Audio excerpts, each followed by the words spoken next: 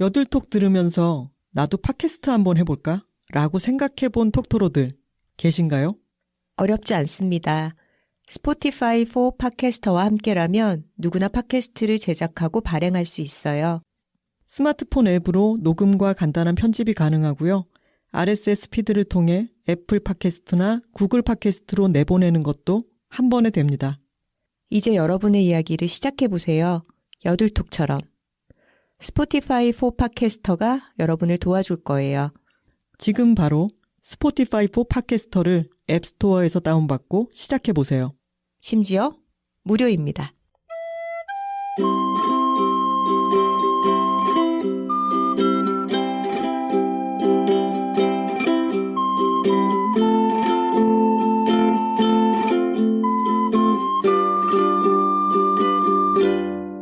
여자 둘이 토크하고 있습니다. 안녕하세요. 김하나입니다. 안녕하세요. 황선우입니다. 하나씨.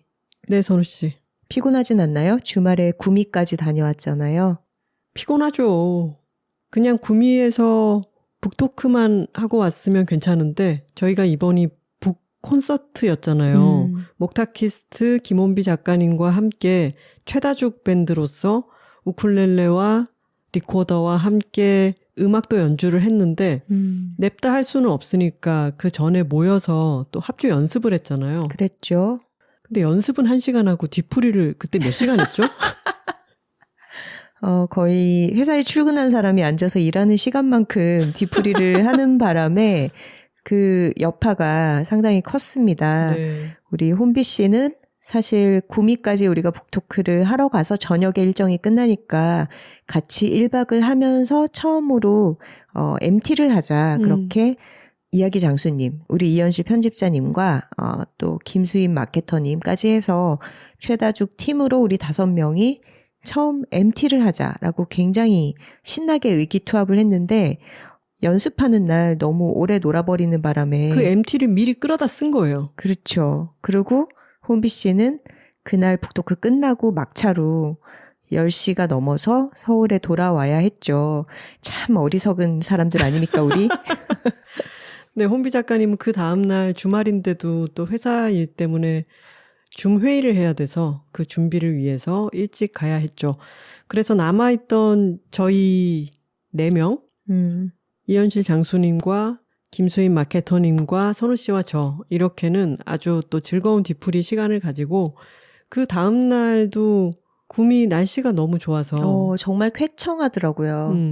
평생 처음 먹어보는 메뉴인 북어 물찜도 맛있게 먹고 해장도 잘 하고 돌아왔죠. 네. 저희가 너무 뒤풀이 얘기만 하는 것 같은데 구미 독서 문화 축제 분위기가 너무 좋았습니다. 네, 구미와 경북 지역에 계신 톡토로 분들도 많이 와주셨고요.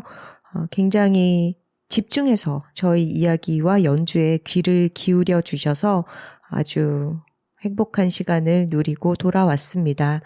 저희가 북콘서트를 한 것은 이번이 2번째인데 참 북토크와 다르게 작은 악기들로 함께하는 이 합주, 음악이 들어간다는 것은 분위기를 후끈 달아오르게 만들기도 하고 우리도 너무 즐겁잖아요. 맞아요. 그리고 서울에서 최선을 다하며 죽는다 출간 직후에 북토크와 함께 연주회를 했을 때는 어떤 일회적인 이벤트였다면 이번에는 저희가 투어가 시작된 그렇죠, 거죠. 그렇죠. 네. 지역에 가서 2번째 공연을 했다라는 거는 이게 몇 번으로 이어질지는 모르겠지만 최다죽 밴드가 이제 그랜드 투어를 시작했다. 이런 의미로 저희는 나름 의미 부여를 하고 있고요. 많은 톡토로 분들께서 너무 환영해 주셔서 아주 좋은 시간을 보내고 왔습니다. 그런데 지금이 작가들에게는 약간의 성수기 같은 시즌이잖아요. 지역마다 독서 문화 축제나 독서 대전 같은 행사들이 많기 때문에 북토크를 하러 많이 다니는 시즌이고 저도 지금 3주 연속 주말마다 지역으로 가는 그런 행사를 치르고 있어요. 그리고 이번 주에도 강연이 또 주중에 2건이 있고 해서 약간 좀 피로감을 느끼기 시작한 것 같은데 컨디션 관리를 잘 해야겠습니다. 본격적인 토크를 시작하기 전에 가을이 깊어가고 있습니다. 톡토로 여러분. 날씨가 연일이 너무 좋고 세상이 참 예쁘죠. 단풍이 예쁘게 물을 들었고 지금은 낙엽으로 넘어가고 있는 때인 것 같은데 기온도 너무 절묘하죠. 네. 아침 저녁으로는 약간 쌀쌀하지만 춥진 않고 낮에는 또 따뜻하게 느껴지기도 하고요. 걸어다니기 참 좋은 계절입니다. 가을은 뭐의 계절이라고요? 직립보행의 계절이죠. 그렇죠. 겨울이 되어서 온몸을 꽁꽁 싸매고 다녀야 하는 그런 때가 오기 전에 마지막 좋은 날씨입니다. 여러분들께 내 나무 관찰에 대해서 말씀을 드렸었는데 지금 내 나무가 자신의 색깔을 아마도 확연히 드러내고 또 이제 변모해가는 때일 테니까 하루하루 잘 관찰을 해보시면 좋을 것 같습니다. 맞아요. 단풍이 들었을 때 노랗고 빨갛게 되는 것이 나뭇잎의 색이 변하는 게 아니라 원래 본연의 색인데 봄, 여름에는 엽록소에 가려져서 보이지 않던 그 본래의 색으로 되돌아간다는 얘기가 참 좋지 않나요? 네. 어느 톡토로님도 그에 대해서 메일을 보내주셨었죠. 겨울을 향해 가면서 본연의 색을 드러내는 이 계절에 여러분들도 자신의 색깔에 대해서 한 번쯤 생각해 보셔도 좋을 것 같습니다. 선우 씨가 40대, 50대 여성 대상 강연에서 그 얘기에서 아주 열광적인 호응을 얻었다고 했잖아요. 네. 괜찮은 비유죠. 우리가 나이를 먹어갈수록 젊음의 생기를 잃어가는 게 아니라 원래 자기가 가졌던 본질에 더 가까워질 수 있는 기회가 인생의 이 시기다라는 얘기를 제가 40대 대상 강연에서 했는데 앞으로도 좀 자주 하려고요. 너무 좋은 것 같아요. 나는 사실 노란색의 사람이었구나. 나는 사실 주황색의 사람이었구나. 라고 하는 것을 비로소 본인도 알게 되고 드러내는 시기가 바로 이때다. 인생의 가을에 해당하는 이때다. 그렇죠. 그러니까 초록의 싱그러움이 좋기도 하지만 그때 모두가 똑같을 때보다 각자 다른 색깔로 물들고 있는 이런 가을에 해본 생각이었습니다. 자, 이번 76화 주제는 정말 화제를 몰고 다니는 프로그램이죠. 스우파 이야기입니다. 여둘톡 76화가 업로드되는 오늘, 그러니까 10월 31일이 스트릿 우먼 파이터 시즌2의 마지막 방송날입니다. 저희도 이 프로그램을 2달 조금 넘는 시간 동안 흥미롭게 지켜봐 왔는데요. 최종화를 앞두고 오늘 방송을 하자고 결정한 이유는 어느 팀이 우승을 할지는 모르지만 우승팀의 결과에 우리의 이야기를 집중하기보다는 그동안 경연의 과정에서 보여온 다양한 팀들의 컬러, 팀들의 색깔, 개성, 이거야말로 우리가 얘기를 나눠볼 만한 주제다 싶어서 오늘로 스우파에 대해서 다루는 날을 정해봤습니다. 그리고 저희가 오늘 이야기 나눌 것은 스우파 시즌2만이 아니라 시즌1을 포함해서 저희가 이 스우파 세계관을 통해서 느꼈던 여러 가지 것들에 대해서 다양하게 얘기를 해볼까 합니다. 좋은 걸 좋다고 말하기 여둘톡 76화 주제는 스우파로 배우는 팀워크의 세계입니다. 톡가루 한번 갈까요? 여, 둘, 톡토로톡토로톡! 파워, 파워, 파워, 파워. 저희가 받은 댓글에서 스우파2를 재밌게 보고 있는데 언제 다뤄주시냐 하는 톡토로 분의 요청이 있었습니다. 한번 먼저 읽고 시작해 볼게요. 971-9616님께서 안녕하세요 작가님들. 여둘톡 조용히 청취하고 있는 30대 중반의 경기 파주 거주자 파토로입니다. 최근 저도 모르게 본방사수하고 있는 두 개의 프로그램 스우파2와 나는 솔로 16기에 대한 리뷰 방송을 할 수도 있다고 하셔서 너무너무 기쁜 마음에 기대하며 처음으로 댓글 남깁니다. 이 댓글을 남겨주신 게 10월 6일이었어요. 그러니까 나는 솔로가 끝나기 전이었고 저희의 나는 솔로 방송도 나오기 전이었죠. 네. 특히 스우파2를 보며 몸으로 표현한다는 것, 음악과 움직임이 하나가 되는 순간의 희열 같은 것을 시청자로서 눈으로 느끼며 춤의 에너지에 대해 생각해 보게 됩니다. 몸치의 수줍은 둠칫둠칫도 피처링 됩니다. 우리나라 댄서들의 칼군무와 울플러의 흐느적에 깃든 힙함과 바이브, 원밀리언의 미디어 속성을 꿰뚫는 영리하고 케이팝에 특화된 안무, 잼 리퍼블릭의 어나더 카인드의 미국 춤까지. 미국 춤.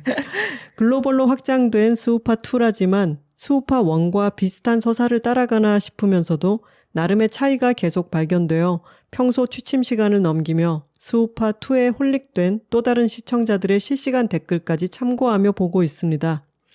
묘하게 다르면서 압도적이었던 츠바킬의 탈락이 매우 아쉽습니다만 유유. 이때는 츠바킬 한 팀만 탈락을 했었던 시점이군요. 네, 유유가 계속 이어졌죠. 그 다음으로. 그렇죠. 지금은 8팀 중에 4팀이 떨어지고 4팀이 남아있죠. 맞습니다. 스우파2에 매료된 나머지 참가 댄서들의 다른 영상들과 미션 안무를 분석하는 비평 영상들, 괄호 열고 루다의 댄스 연구소, 댄서들의 인터뷰 기사들까지 찾아 읽고 있습니다. 특히 영상은 시간 가는 줄을 모르겠어요. 어제는 안무 저작권이라는 생소한 개념에 대한 기사도 읽었는데요. 스우파가 쏘아올린 작은 공이 될 수도 있겠다는 생각이 들어요. 스우파라는 예능 프로그램이 그동안의 백댄서들을 아티스트로 무대 가운데로 세우고 조명을 밝힌 공은 분명한 것 같습니다. 거기에 이 기사를 첨부해 주셨어요. 이 기사를 읽어보니 댄서들의 권리에 대해서도 생각해 볼 수 있는 계기를 만들어주는 것 같아요. 저작권이 예민한 주제이고 춤이라는 움직임의 저작권이라는 건 다른 컨텐츠보다 더 어려워 보이긴 하지만 K-팝 댄스의 어마어마한 영향력을 생각하면 창작에 대한 권리에서 댄스도 예외여서는 안 될 것 같아요. 스우파2 방송편을 준비하신다면 이 토픽도 좀 더 풍성한 이야기에 도움이 되지 않을까 싶어 제보드립니다. 지금은 바빠서 엄두를 못 내지만 스우파2 끝나갈 즈음엔 댄스 스튜디오 원데이 클래스라도 수강하고 있지 않을까 싶네요.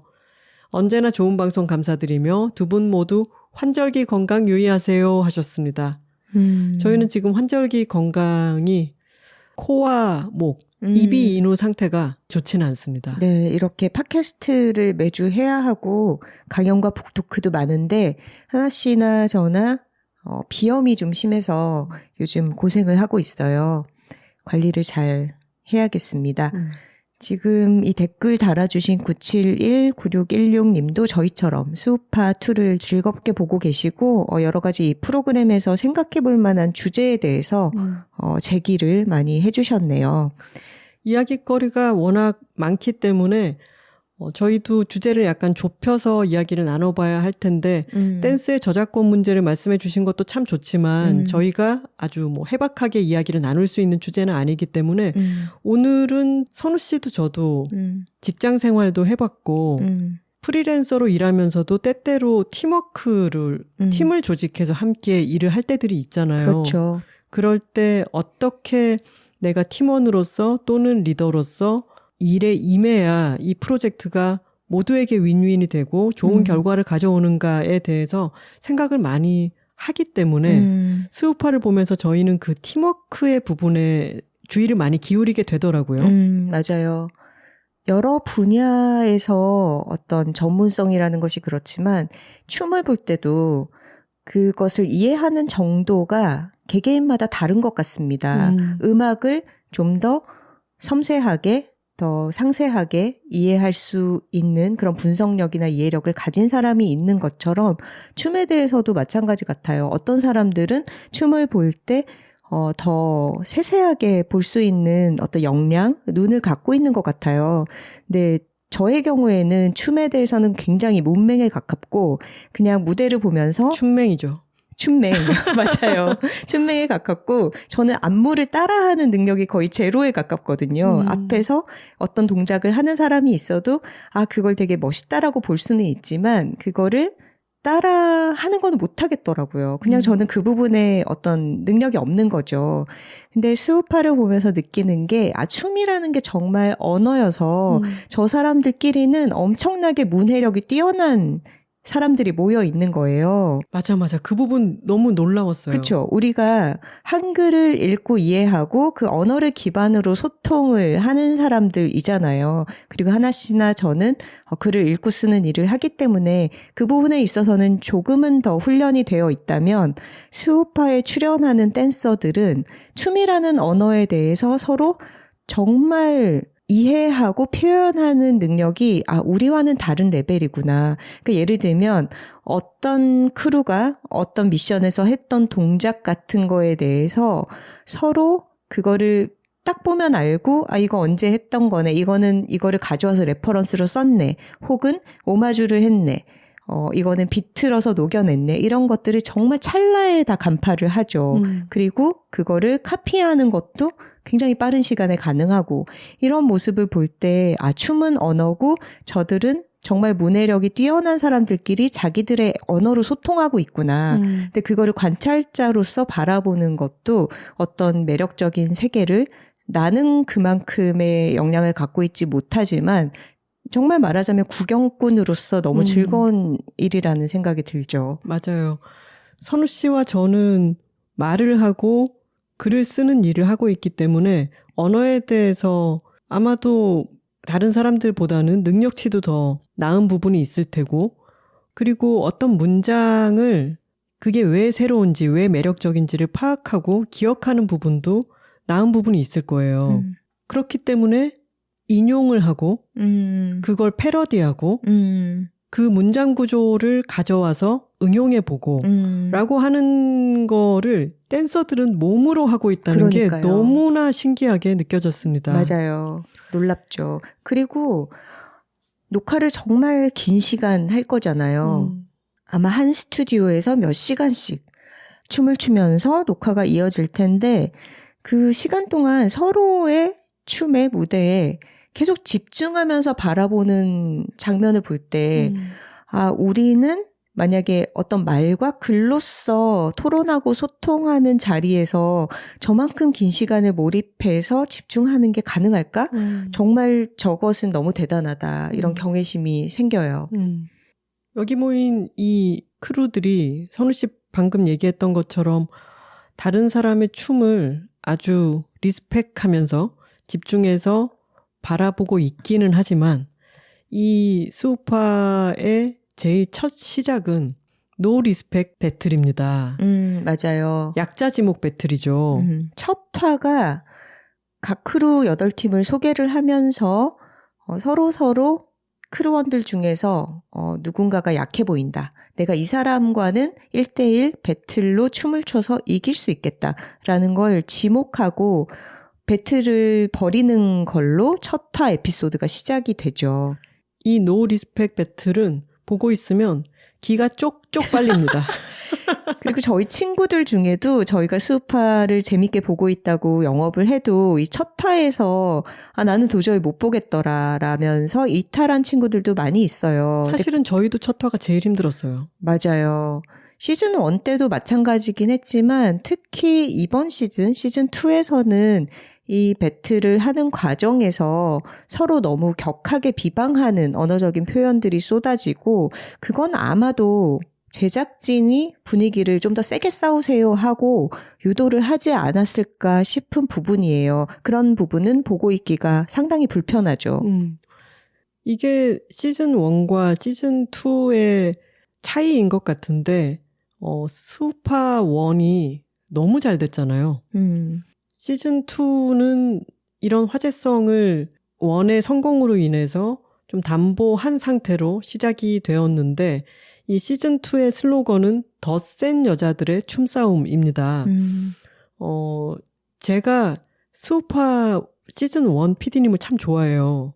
그 이전에 댄싱라인을 하셨었고 저는 댄싱라인을 너무 좋아해가지고 그 댄싱라인도 콘서트 같은 걸 그러니까 공연을 했었거든요. 거기도 다 가고 그랬는데 우리는 또 스트레이트 우먼 파이터 시즌 1 콘서트 투어 때 서울표를 못 구해서 부산까지 가서 그 공연을 그랬죠. 봤죠. 저희는 스치광이었죠. 근데 이 최정남 PD님 여성 PD님이신데 이분이 춤 프로그램을 계속 해 오시면서 춤에 대한 이해 그리고 그 크루원들의 생태계를 바라보는 어떤 관점 같은 게 많이 쌓여온 거예요. 물론 시즌2를 만든 제작진들도 이렇게 많은 관심이 집중되는 프로그램을 지금까지 잘 끌고 오려면은 굉장히 노력도 많이 하고 부담도 컸겠지만 저는 좀 아쉬운 건 뭐냐면 시즌2가 싸움에 너무 집중한 나머지 아까 얘기했던 것처럼 1화에서 약자지목 배틀 같은 걸 보고 있으면 약간 돗대기 싸움판 같은 느낌이 있어요. 그리고 시즌 1에서는 그 각 댄서들의 개성. 그래서 누가 더 짱세냐가 아니라 그 각각의 개성과 거기에서 벌어지는 재미 포인트들을 잘 살렸다고 생각하는데 저는 시즌2 보면서 조금 힘들었던 것은 이게 싸움으로 가면서 계속 내가 더 세, 내가 널 이겨 이런 것이 좀 많이 힘들더라고요. 그렇죠. 초반에 약자지목 배틀에서 보여지는 어떤 구도도 지나치게 격한 싸움을 부추긴다 이런 인상을 받았고 그리고 이후에 이어지는 미션에서도 다소 갈등 구조를 보여주는 서사의 양식이 좀 패턴화가 돼 있었죠. 맞아요. 어떤 팀이 처음에 미션을 받고서 안무를 준비해. 근데 그 과정에서 힘들어. 갈등이 터져나와. 근데 그것을 봉합하고 발전해서 더 나은 안무를 선보인다. 이런 어떤 서사 구조가 크루마다 비슷하게 반복이 되니까 이렇게 도식화되게 이야기를 전달할 수 있는 상황들이 다 아닐 것 같은데 너무 여기에 끼워 맞춰서 보여주는 건 아닌가 이런 생각이 들기도 했죠. 그럼에도 불구하고 아쉬운 부분이 있기는 하지만 여전히 스우파2는 참 재밌습니다. 맞습니다. 이 재미가 없을 수가 없어요. 이렇게 다양하게 멋진 여자들이 때로 나와서 자기가 너무 좋아하는 거를 하면서 서로 경쟁도 벌이고 협력도 하는 이런 형식의 프로그램을 어떻게 안 볼 수가 있겠어요, 우리가. 그리고 댄서들이 개성이 엄청 강하잖아요. 어떤 우리가 이른바 바람직한 여성상이라고 해둔 어떤 게 있다면은 그거를 자기만의 방식으로 다 와장창 깨고 있는 그런 에너지가 배어있는. 깨려고 뭐 의도를 한 거라기보다는 그냥 그렇게 살아오신 분들이죠. 맞아요. 자기의 몸에 켜켜이 그 시간이 쌓여있기 때문에 일종의 자존감이랄까요? 자기 자신이 몸으로 겪어온 시간에 대한 믿음 같은 게 탄탄하게 있고 물론 이 경쟁이 너무 치열하다 보니까 무너지는 장면도 곳곳에 보이기는 하지만 이 크루들의 캐릭터들 자체가 너무 매력적이에요. 전혀 고분고분하지 않고 호락호락하지 않은 만만치 않은 여자들이 가득 나오는 거죠. 그렇죠.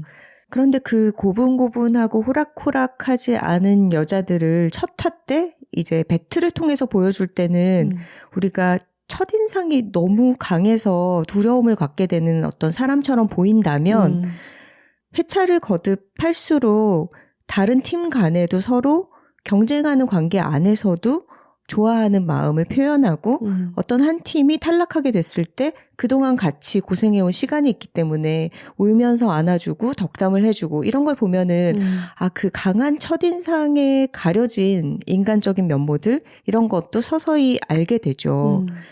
그리고 저는 우리가 사이렌 때도 정말 열광하면서 너무 재밌게 봤었지만 이런 식의 실제 자기 직업, 커리어를 가진 여성들이 등장하는 리얼리티 프로그램을 볼 때의 쾌감은 미디어에서 잘 재현되지 않는 어떤 전형적이지 않은 전형성을 벗어난 여성들을 다양하게 볼 수 있다라는 부분인 것 같아요. 그걸 보고 있는 것만 해도 우리에게 아주 큰 어떤 해방감, 자유로움이 느껴지죠. 극으로 꾸며진 드라마 속에서의 여성 캐릭터들 아니면 예능 산업이라는 것 안에서 가꿔진 모습의 여성들을 미디어에서 볼 때는 우리 사회에서 바람직한 여성성이라고 여겨지는 특히 어떤 외모적으로 전형적인 기준에 부합하는 그런 여성상들을 반복적으로 비추고 보여주죠. 그런데 수우파에 등장하는 여성들은 그 전형에서 상당히 벗어난 모습으로 제각기 멋있죠. 그리고 춤을 연습하는 과정에서 뭐 밤을 새거나 아니면 신체적인 한계에 부딪히거나 굉장히 피로를 느끼거나 이런 상황들이 다양하게 보여지면서 저는 이 사람들이 지쳐있고 피곤에 쩔어있는 모습을 볼 수 있다는 것도 되게 좋았어요. 그게 살아있는 여자들의 모습이니까. 사이렌에서 흑투성이가 돼서 진흙을 묻히고 있는 그런 모습과 마찬가지로요. 우리가 댄서들에 대해서 호감을 가지고 그리고 그 댄서들이 최선을 다해서 노력을 하다 보니까 피폐해지는 모습까지 보면서 공감을 하기도 하지만 아 진짜 힘들겠다 이런 생각도 들어요. 그럼요. 미션이 너무 많고 한정된 시간 안에서 어떤 미션도 해내야 되고 그것에 좋아요 수라든가 챌린지 수라든가 이런 것까지 막 생각해 가면서 상대를 견제하고 와우 포인트를 만들고 이것에 대한 부담감이 참 너무 지나치겠구나 하는 안쓰러움도 같이 들었습니다. 한국 사회의 삶의 축소판이죠. 맞아요. 끊임없이 해야 하는 과제가 발생하고 그걸 모두가 다 너무 열심히 하고 그 안에서 살아남아야 하고 그래서 TV를 보면서까지 이렇게 스트레스를 느껴야 하나? 라고 생각하시는 분들도 계실 거예요. 이 댄서들한테 최선을 다하면 죽는다. 책을 좀 한 권씩 돌려야 됩니다. 하나 씨는 응원하는 팀이 있나요? 어느 크루를 제일 좋아하나요? 저는 시즌 1에서는 홀리뱅을 응원했고 음악이나 춤 스타일이 하나 씨 취향이죠. 네, 그렇기도 하고 허니제이의 인품에 제가 반해서 인품. 네, 인품. 그분의 리더십 같은 것도 너무 존경스럽고 그래서 저는 홀리뱅을 원픽으로 응원을 했었는데 시즌2에서는 그렇지는 않아요. 누가 우승을 해도 다 좋을 것 같고 그래도 제가 좋아했던 팀들은 지난번에 저희가 수우파 얘기를 짧게 언급할 때도 말씀드렸지만 원밀리언, 잼 리퍼블릭 그리고 울플러입니다. 근데 울플러는 지금은 떨어졌죠. 선우 씨는요? 저도 이번에는 한 팀을 막 우승했으면 좋겠다 이렇게 응원을 하기보다 좀 다양한 팀들이 각자의 매력으로 마음이 가는 것 같아요. 일단 원밀리언은 제가 좋아하는 인물들이 많이 속해 있어요. 일단 리아킴. 리아킴은 K-팝 안무를 다양하게 여러 곡을 해온 걸로 워낙에 유명한 안무가이기도 하고 저는 그분의 에세이가 나왔을 때 북토크를 진행한 적도 있어서 세상에 안 만나본 사람이 없는 선우 씨가 그 북토크 진행할 때 좀 큰 데서 했잖아요. 현대카드 언더스테이지. 네, 거기서 할 때 저도 같이 갔었는데 대기실에서 리아킴님과 인사도 나누고 책에 대한 이야기도 같이 잠깐 했었는데 저는 그때 또 참 인상이 좋다고 생각했었습니다. 그렇죠. 저도 짧게지만 같이 일해봤을 때 리아킴 님이 아주 유능한 사람이고 같이 일하기에 참 좋구나 이런 느낌을 받았었고 수우파2를 보면서는 오히려 이 사람의 그런 화려한 모습에 가려져 있던 실제로 일하는 방식에서의 어떤 약점 같은 것도 노출을 하면서 더 인간적인 면모들을 봤던 것 같아요. 그리고 하리무라는 멤버가 또 어떤 에너지의 결집체잖아요. 하리무는 언제쯤 지칠까?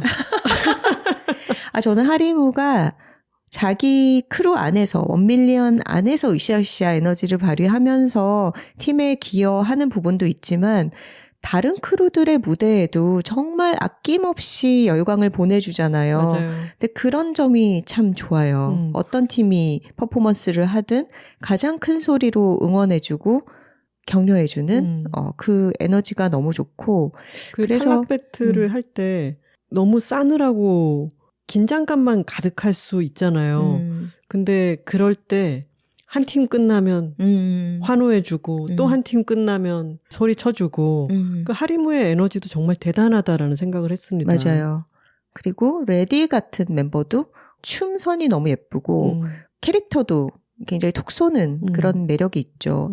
그래서 원밀리언을 응원하는 마음이 있는 한편으로는 또 잼 리퍼블릭 너무 뛰어난 사람들이 모여 있죠. 그리고 커스틴이라는 아주 걸출한 리더가 있고 그렇죠.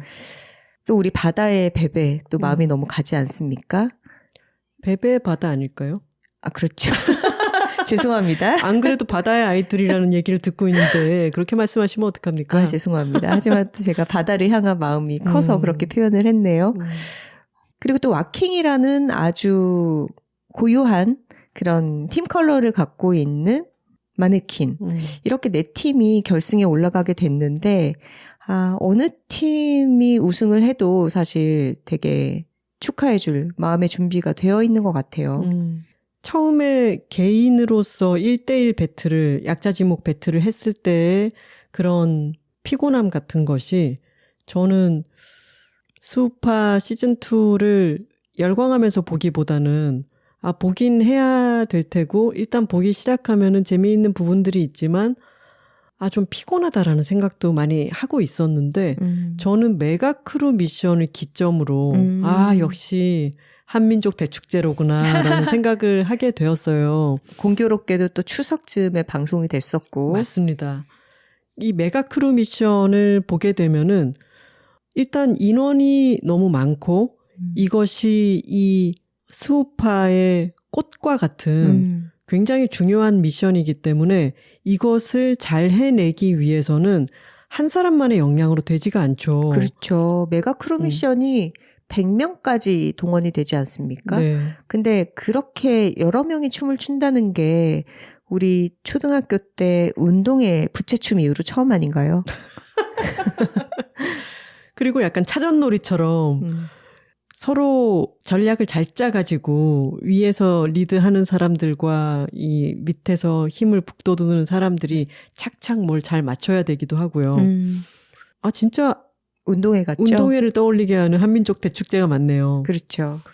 그래서 이 메가크루 미션을 만들어가는 과정을 보는 게 저한테는 그게 너무 재밌는 거예요. 우리 둘 다 그 부분을 참 재미있게 봤죠. 맞아요. 정말 여러 가지 전략 싸움의 응집이라고 해야 될까요? 한 사람이 모든 걸 다 할 수가 없기 때문에 총괄 디렉터가 있고 파트 디렉터가 있고 거기에 이제 새롭게 여기에 참여한 여러 메가 크루들이 있잖아요. 그러면은 이 사람들을 어떻게 조직하고 수정하고 통솔해서 일을 할 것인가. 그렇게 하는데 굉장히 많은 노하우들이 동원이 되는데 여기에서 약한 팀들이나 서로 조율이 잘 안 되는 팀들의 그 팀워크가 흔들리는 게 보이죠. 맞아요. 그리고 돌발 상황들도 많이 발생을 하잖아요. 잼 리퍼블릭 같은 경우에는 이거를 뉴질랜드 가서 촬영을 하겠다라고 기획을 하고 뉴질랜드의 어떤 특정 해변의 멋진 배경까지 다 구상에 넣어서 그렇게 현지에 도착을 했더니 막상 너무 비바람이 심한 날씨 때문에 거기서 촬영을 할 수 없는 상황이 발생하고 또 뉴질랜드 현지에서 참여할 메가 크루를 구해야 되는데 거기 댄서들이 다 어떤 대회에 출전해 있는 바람에 섭외를 못해서 인원수를 채우지 못하죠. 그런 돌발 상황이 우리가 일을 하면서도 항상 부딪히게 되는 그런 변수들이죠. 사실 너무 울고 싶은 상황일 텐데 우리의 커스틴, 잼 리퍼블릭의 수장인 아직 20대 초중반의 커스틴은 참 너무 의연합니다. 어른이에요, 어른. 저는 커스틴이 그런 위기 상황에서도 어떤 자신의 흔들리는 감정 같은 것을 밖으로 마구 표출하지 않는 팀원들에게 굉장히 안정감을 주고 그리고 이 커스틴은 항상 어떤 긍정적인 은은한 미소를 띠고 천천히 또렷하게 말을 하기 때문에 그게 잼 리퍼블릭이라고 하는 강팀을 더 강해 보이게 만드는 효과도 있는 것 같아요. 맞아요. 시즌 1에서 홀리뱅의 허니제이가 그랬듯이 잼 리퍼블릭의 커스틴도 굉장히 말투가 느릿하잖아요. 그리고 말하자면 어떤 감정의 고절을 내비치지 않죠. 그냥 좋은 일이 있어도 아주 은은하게 좋아하고 뭐 이런 힘든 상황에 부딪혀도 무너지는 모습을 보이지는 않고 그런 어떤 일관성, 감정적인 일관성이 크루원들에게는 굉장히 안정감, 단단함을 주지 않을까라는 생각이 들었어요. 허니제이 청주 출신이라서 이 충청도 사람 특유의 느릿한 말투의 안정감. 근데 그렇다고 해서 이 리더가 느끼는 중압감이 결코 덜하지는 않죠.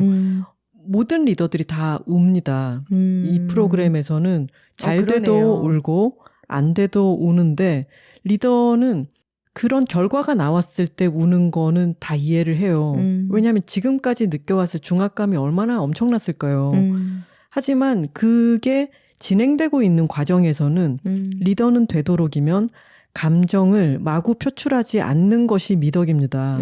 왜냐하면 리더가 감정적으로 흔들리거나 격앙되거나 하는 모습을 보이면 팀원들이 그에 대해서 영향을 받기 때문에 팀워크 자체가 불안정해지잖아요.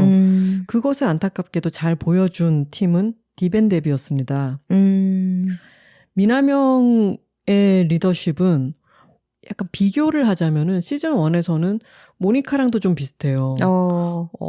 너 그거 틀렸어. 아니야. 라고 강하게 지적하고 그럴 때 감정적으로도 아주 날카롭게 표출을 하죠. 그렇죠. 팀원들에게 계속해서 어떤 부담감과 압력을 줘서 잘하게끔 다그치는 어떤 그런 강력한 카리스마의 리더십 유형이죠. 근데 미나명의 경우에는 그 중간 과정에서 자신이 느끼는 중압감을 좀 감추거나 누르기도 해야 되는데 그걸 여과 없이 다 표출하고 무너져서 엉엉 울거나 감정이 너무 많이 섞인 말을 팀원들에게 직설적으로 내뱉거나 해서 그 팀워크를 불안하게 만드는데도 여러 영향을 미쳤어요. 그렇게 강한 압력 속에서 더 좋은 퍼포먼스를 이끌어내려고 하는 리더들은 자기 스스로도 그 압력 속에 있기 때문에 부담도 크고 긴장감도 커서 그렇게 무너지는 순간도 오지 않나 싶습니다. 디벤뎁의 미나명은 1밀리언에서 일하다가 자기 팀을 만들어서 나온 케이스였고 리아킴과 어떤 개인사로 대결 구도를 형성해서 아주 살벌한 배틀을 하죠.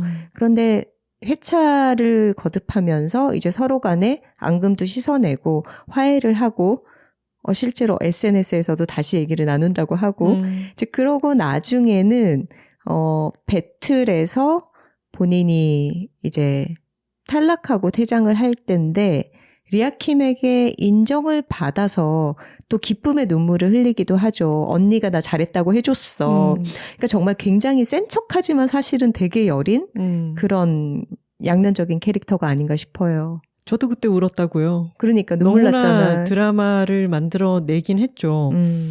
시즌 1과 비교를 하자면 허니제이 리헤이 관계 같은 거죠. 맞아요. 시즌 1에서는 허니제이와 8년 동안 동고동락하면서 같이 수많은 춤을 추고 시간을 쌓아왔던 리헤이가 코카인 버터라고 하는 팀을 만들면서 그 안에 있던 크루들을 데리고 나가서 서로 좀 관계가 안 좋아지고 대화를 나누지 않는 상태가 되었었는데 시즌2에 1밀리언에서 나가서 디벤뎁을 만든 것과 거의 유사하네요. 그렇죠.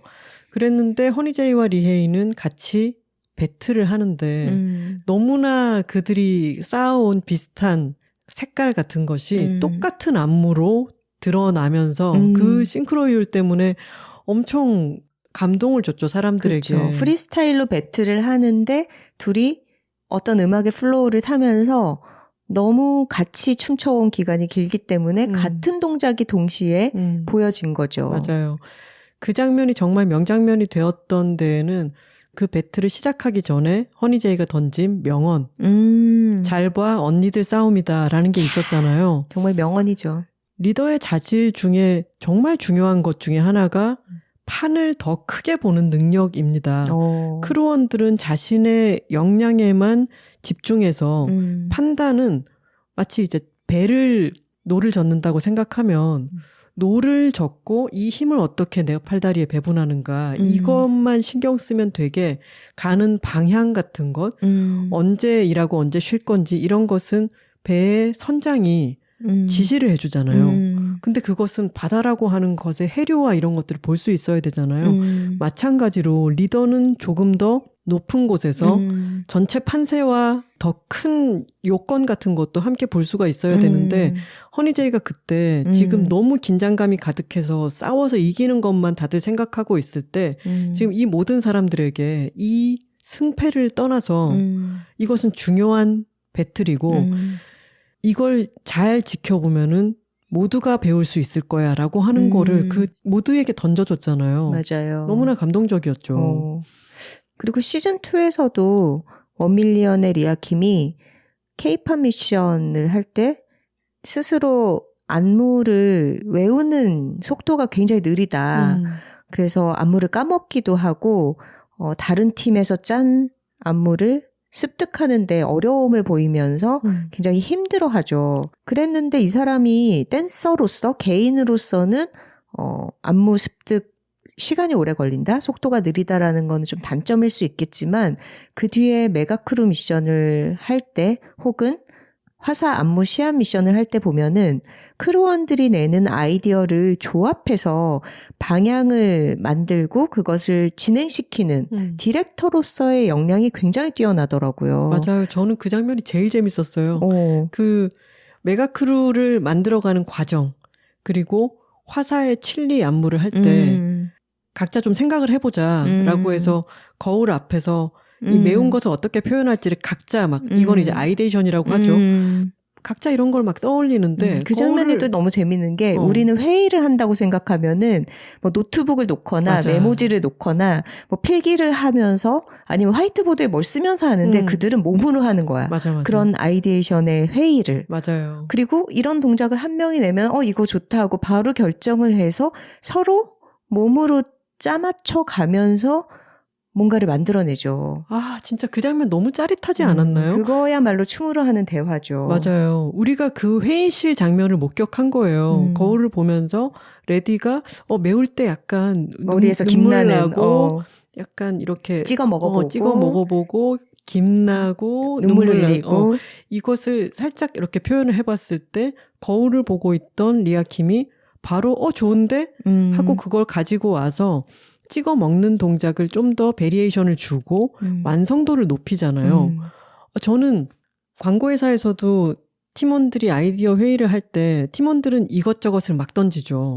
노를 젓는 것과 비슷하게 자기에게 떠오르는 아이디어들을 툭툭툭 던졌을 때 그것을 좋은 걸 뽑아내고 조직하고 디테일을 더 강화하면서 전체적인 조화와 균형을 더 정교하게 만들어서 하나의 작품으로 만들어가는 거는 디렉터의 역할이잖아요. 디렉터가 해야 되는 일은 결정하고 책임지는 일이죠. 다시 이야기를 미나명과 리아킴의 관계로 돌려보자면은 미나명도 팀원 중에 한 명이었겠죠. 근데 팀원들 중에서는 출중하게 잘하고 리아킴도 미나명의 여러 능력에서 많은 것을 취했을 테고 둘이 함께 많은 좋은 결과물들을 내놓았는데 중요한 것은 어쨌든 둘이 아주 일을 잘하는 사람들이라 하더라도 그 둘 중에 리더의 역할을 하고 있었던 게 누구냐인 거죠. 리더의 역할은 리아킴이 했을 테고 미나명은 거기에 일종의 메가크루 미션으로 치자면은 파트 디렉터 역할을 했던 거였는데 방금 얘기했던 것처럼 리더가 결국은 자신이 결정하고 그 결정에 책임을 지기 때문에 미나명은 거기에 자기가 아무리 많은 아이디어를 투여했어도 그 책임은 안 지는 역할이었단 말이에요. 그렇죠. 근데 그럴 때 답답할 수 있죠. 이것도 내가 했고 이거 굉장히 내가 많은 부분 내가 한 것 같은데. 자신의 어떤 안무 아이디어의 지분을 주장을 하죠. 네. 근데 그런 팀워크에서는 내가 아무리 역할을 많이 한다 하더라도 책임을 지는 사람이 그것의 크레딧을 가져가는 것에 동의를 해야 돼요. 그렇게 하기로 하고 팀이 만들어져 있는 거죠.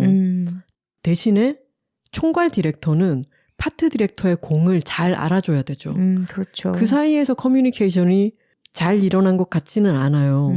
하지만 그래서 결국 미나명은 1밀리언을 떠나가지고 자기 팀을 만들게 되는데 미나명이 디벤뎁을 이끌어 나가면서 자기도 리아킴의 중압감이 어떤 거였는지 그리고 팀원들에게서 내가 아이디어를 가져오지만 그것을 총괄하는 리더의 역할은 무엇이었는지 이것을 점점 더 깨달아 갔을 거라고 생각을 합니다. 맞아요. 우리가 스우파 1 콘서트를 보러 갔을 때 스우파 1을 프로그램으로 봤을 때는 허니제이와 리헤이의 색깔이 비슷하고 그래서 코카인 버터와 홀리뱅도 색깔이 좀 비슷한 듯 느껴지기도 했잖아요. 하지만 콘서트를 보러 갔을 때는 이 두 팀은 완전히 색깔이 다른 팀이었잖아요. 그것은 그 리더들이 같은 줄기에서 자라나긴 했지만 결국은 다른 가지를 뻗었기 때문에 자신의 색깔을 점점 더 강화해 나가는 거잖아요. 그래서 미나명도 리아킴과는 다른 자신의 색깔을 디밴뎁을 통해 가지고 점점 강화해 가는 거죠. 그러니까 자기의 가지를 뻗을 시기가 된 사람들은 자신의 또 팀을 꾸려가지고 나가게 되죠. 그건 자연의 섭리와도 같은 것 같아요. 하지만 제가 하려고 하는 말은 뭐냐면 내가 아직은 그 가지에서 팀을 꾸려서 나오기 전이라면 리더가 하는 역할이 있고 팀원이 하는 역할이 있다. CNN을 만든 테드 터너가 이런 말을 했죠. 이끌거나 따르거나 아니면 비키거나. Lead, follow, or get out of the way 라고 얘기를 했는데 모든 톡토로 여러분들도 여러분들이 팀으로서 일을 하고 있다면은 이 세 가지를 머릿속에 넣어 두셔야 될 것 같아요. 이거는 조직 생활을 하는 사람들에게도 해당이 당연히 되는 얘기이고 사실은 학생들이 조별 과제 같은 거를 할 때도 적용이 되는 원칙이죠. 답답한 사람이면 자기가 리더가 돼서 일을 배분하고 그것을 통합하고 좀 더 이끄는 역할을 나서서 해야 되고 그리고 책임지고 안 그러면 서포트를 해서 그 리드에 따라서 내가 할 수 있는 몫을 해내고 또 그 결과는 같이 받아들이고 어느 역할도 하고 싶지 않다면 그냥 떠나는 방법이 있죠. 그렇죠. 그 팀에서 나가야죠. 철새들이 날아가는 걸 보면은 제일 앞에 새가 있고 V자로 이렇게 날아가잖아요. 근데 내가 크루 중에 한 명인데 나는 이 방향 아닌 것 같아. 그래서 자기 방향대로 날아가면 하나의 팀이 되지 않죠. 맞아요. 그러니까 내가 이 방향이 맞다라고 생각하면은 이탈해서 완전히 자신의 다른 팀을 꾸려서 가거나 아니면 이 리더의 방향에 대한 판단을 믿고 따라서 함께 한 팀으로 정연하게 움직이거나 해야 되는데 조별과제 할 때 그런 사람들 있죠. 저거 아닌 것 같은데.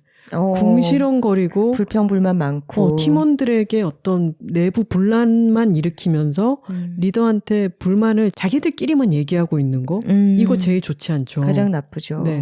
팔로우를 제대로 하기 어렵다 싶으면 리더에게 따로 제 생각엔 이런데 이게 맞나요? 그렇게 물어봤을 때 리더가 자신이 왜 그렇게 판단했는지 그걸 또 이야기해서 동요하는 팀원들을 다시 설득하는 거. 그래서 잘 팔로우하게 하는 것도 리더의 역할입니다. 갑자기 제가 회사 다닐 때 워크숍 같은 거 하면서 들었던 강의 내용이 생각이 나네요. 그 철새들의 이동의 어떤 조직의 생리를 비유를 하면서 V자로 날아가는 철새의 무리에서 어느 지점이 가장 큰 압력을 받고 있겠는가. 바람의 저항을 가르면서 날아가는 거잖아요. 네. 근데 그랬을 때 상식적으로 생각해봐도 가장 많은 저항을 견디면서 나아가는 위치는 그 부위의 정점에 있는 리더 세겠죠. 조직도 똑같다라는 얘기였어요. 근데 중요한 거는 슈퍼를 통해서 볼 때 그래서 리더가 모든 걸 권한을 가져야 한다 내지는 리더의 말에 무조건 상명하복해야 된다라는 뜻이 아니라 그렇게 힘든 위치에서 내리는 결정들에 대해서 리더가 고독한 만큼 또 크루원들이 리더를 다독이면서 같이 나아가잖아요. 그런 장면들이 좋더라고요. 그 예를 들면은 리아킴이 되게 힘들어하면서 눈물을 흘리기도 하고 되게 자기의 한계를 절감할 때 하리무랑은 나이 차이가 굉장히 많이 날 거예요. 거의 20살 가까이 나는 걸로 알고 있는데 하리무가 선생님이라고 부르지만 괜찮다고 다독여주고 또 이 사람의 막 무릎을 베면서 약간 스킨십을 그런 식으로 하는 거죠. 그렇게 온기를 전해주고 안정감을 주고 하는 걸 보면서 그렇지. 한 팀으로서 일을 한다라는 거는 저런 순간들을 공유하는 거지. 리더의 고독함이 있다면 또 그걸 따라가는 사람들이 그 사람의 외로움을 또 덜어주기도 하고 좀 긴장을 풀어주기도 하고 그러면서 같이 해내는 거지 이런 순간들을 또 발견하게 되더라고요. 맞습니다. 메가크루 미션을 할 때 팀워크 안에서 여러 충돌이 일어나는 장면들을 보게 되는데 이 팀 조직을 방금 선우 씨가 이제 상명하복 이런 이야기를 했는데 어떻게 보면 군대 조직과 비슷하다고 얘기를 할 수도 있겠죠. 어떤 여러 사람들이 지휘 체계라고 하는 걸 갖고 각각의 권위와 책임을 갖고 그것을 효율적으로 여러 사람에게 지시하고 통합하는 과정에서 그 효율성을 도모할 때는 어떤 원칙들이 작용을 하게 되는데 그것은 여러 곳에서 적용이 되는 효율성의 원칙인 것 같아요. 그걸 또 너무 군대식이다라든가 상명하복으로만 받아들일 필요는 없죠. 어떤 팀에서는 파트 디렉터에게 위임한 그런 일들을 중간 점검을 할 때 총괄 디렉터인 리더가 이렇게 보고는 마음에 안 들 수 있죠. 그럼 여기 수정이 필요할 거란 말이에요. 근데 그걸 총괄 디렉터가 직접 이야기하면 안 돼요. 그러면 거기 지금 일을 하러 와 있는 여러 팀원들이 파트 디렉터의 말을 신뢰하지 않게 되잖아요. 그러니까 총괄 디렉터가 거기 모여있는 크루원들 그러니까 이 크루 바깥에서 이 미션을 위해서 와 있는 섭외된 사람들에게 직접 전달해서는 안 된다 이 얘기인 거죠. 그렇죠. 그렇게 되면은 좀 이따 리더 오면은 또 바뀔 텐데 이런 식으로 생각하거나 이 파트 디렉터는 별로 역량이 없구만 뭐 신뢰할 수가 없구만 이렇게 생각하게 되면은 통합이 되지가 않죠. 그렇기 때문에 좋은 것은 리더가 이게 지금 문제가 있다라고 생각하면 파트 디렉터를 불러서 내 생각엔 이렇게 해야 될 것 같은데 라고 서로 의견을 조율하고 그리고 파트 디렉터도 자기가 안 되는 부분이나 여러 가지들을 총괄 디렉터와 공유를 잘 해야 돼요. 그렇죠? 그래서 총괄 디렉터는 자신이 머릿속에 명확하게 갖고 있는 그림이 있고 그 그림을 위해서는 어떻게 해야 되는지를 파트 디렉터에게 정확하게 전달을 하고 파트 디렉터가 힘이 붙일 때는 파트 디렉터는 언제나 총괄 디렉터에게 또 여러 가지를 토로할 수 있어야겠죠. 그 모든 것을 조율해 가면서 통합해 가는 과정이 메가크루 미션의 과정인 것이고 그런 팀의 체계를 존중할 때 혼란이 덜 일어나고 좋은 결과물을 뽑을 수가 있기 때문에 톡토로 여러분들이 만약에 메가크루 미션 부분을 다시 보신다면은 어떤 팀워크를 통해서 저런 결과물이 나왔고 어떤 팀워크의 오류 때문에 또 좋지 않은 결과물이 나왔는가 하는 것을 따라가면서 지켜보시는 것도 이 수우파의 팀워크를 파악하는 데 도움이 될 것 같습니다.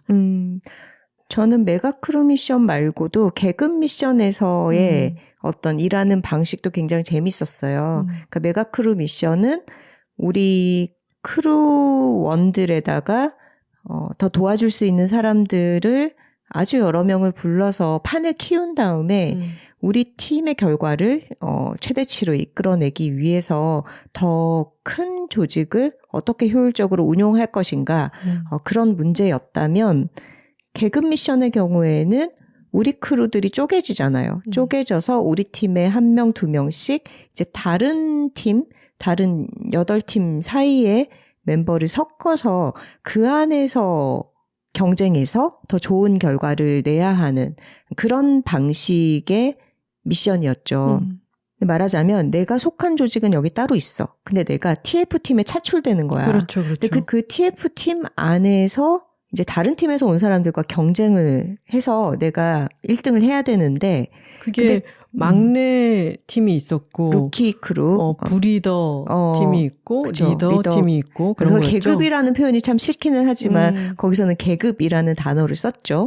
근데 그런 식으로 계급을 나눠서 그 안에서 이제 메인 댄서가 돼야 되고 같이 만드는 뮤직비디오 안에서 내가 돋보여야 되는 그게 말하자면 목표인 거예요. 근데 그 목표를 향해서 여러 사람들이 이제 섞여서 서로 경쟁을 하는데 프로그램에서 만들어 놓은 규칙 때문에 어떤 사람들은 정말 잘 짠 안무를 선택하기보다는 내가 뺏어올 수 있는 좀 약하다 싶은 안무를 선택하는 전략을 취하는 사람들이 있죠. 왜냐하면 내가 더 잘할 수 있으니까 저 사람은 약자야. 내가 저거를 뺏어오겠어. 라고 그 안무에 투표를 하는 사람이 있단 말이에요. 근데 그럴 때 돋보이던 사람이 이제 베베의 바다였어요. 근데 바다 같은 경우에는 본인의 안무가 채택이 돼서 그 스모크라고 하는 이 수파2가 낳은 가장 유명한 어떤 춤을 만들어냈죠. 시즌 1으로 치면 헤이마마 같은. 그렇죠. 근데 바다는 계속해서 보이는 태도가 굉장히 저는 긍정적이었어요. 그러니까 예를 들면은 안무를 선택하는 과정에서도 내 거를 뽑아달라 이런 식으로 가는 게 아니라 우리가 다 같이 멋있는 안무로 하자라고 다른 사람들을 설득하고 산으로 가지 말자 이런 얘기를 하거든요. 그러니까 여럿이서 막 의견을 주고받다가 결정을 하다 보면은 진짜 중요한 게 뭔지를 잊고서 산으로 가게 되는 경우들이 있잖아요. 톡토로 여러분, 회사에서 얼마나 이런 경우가 많습니까? 그러니까요. 열심히 산으로 가고 있는 경우가 얼마나 많습니까?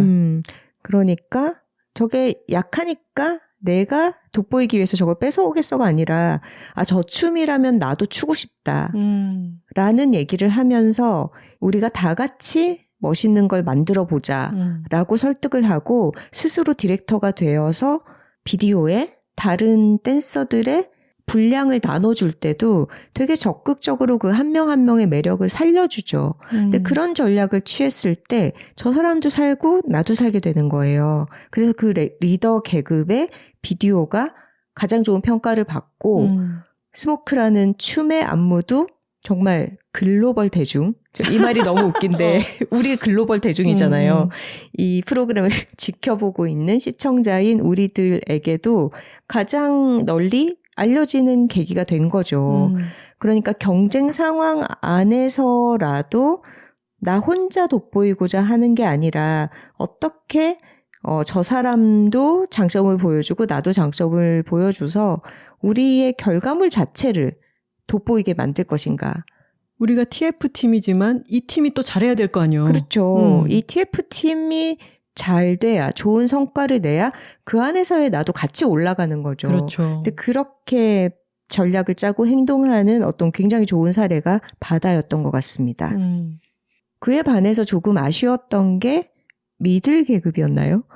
갑자기 본 지가 좀 오래되고 나니까 이 말 자체가 너무 이상하게 느껴지는데 미들 계급이었던 것 같아요. 마네킹의 윤지왁 씨가 같이 메인 댄서로 지목이 됐는데 아주 호전적인 두 크루죠. 그렇죠. 배틀러죠. 근데 사실 배틀을 할 때 그렇게 기세를 이끌어가면서 호전적으로 상대방에게 도전하고 싸움을 격하게 만드는 사람들이 가진 미덕도 분명히 있을 거예요.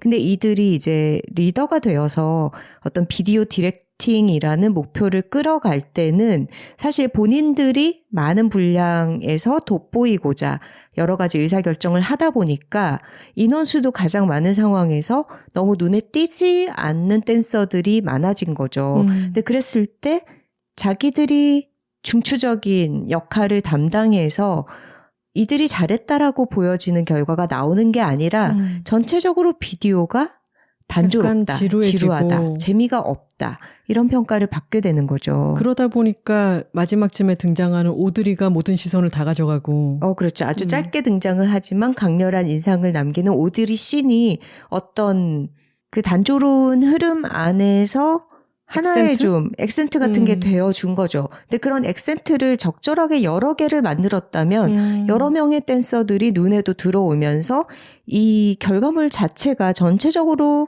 퀄리티가 올라갔겠죠. 근데 그런 것을 이끌어내지 못한다라는 거는 좀 아쉬운 부분이었죠. 비디오 메이킹에 대해서 이야기를 했는데 선우 씨도 저도 리아킴의 에세이 나의 까만 단발머리를 아주 재밌게 읽었잖아요. 저는 리아킴의 생애를 읽는 것도 재밌었지만 그 책 안에 아이디어가 되게 많았어요. 맞아요. 1밀리언이 어떻게 이렇게 글로벌 대중들에게 잘 알려진 댄스 크루가 될 수 있었는가. 그 영상의 시대에서 어떻게 살아남아서 커갈 수 있었는지 그 과정이 너무 흥미진진하죠. 저는 그 책을 읽었을 때는 리아킴이 자신의 동업자라고 계속 표현을 했었는데 지금은 남자친구와 함께 일을 하고 있다는 거를 뭐 오은영 선생님 알려졌죠. 프로그램에서도 나와서 이야기를 하고 남자친구가 출연하기도 했으니까 저는 책 읽을 때부터 이 가깝고도 똑똑한 사람은 아마 남자친구가 아닐까라고 생각을 하긴 했어요.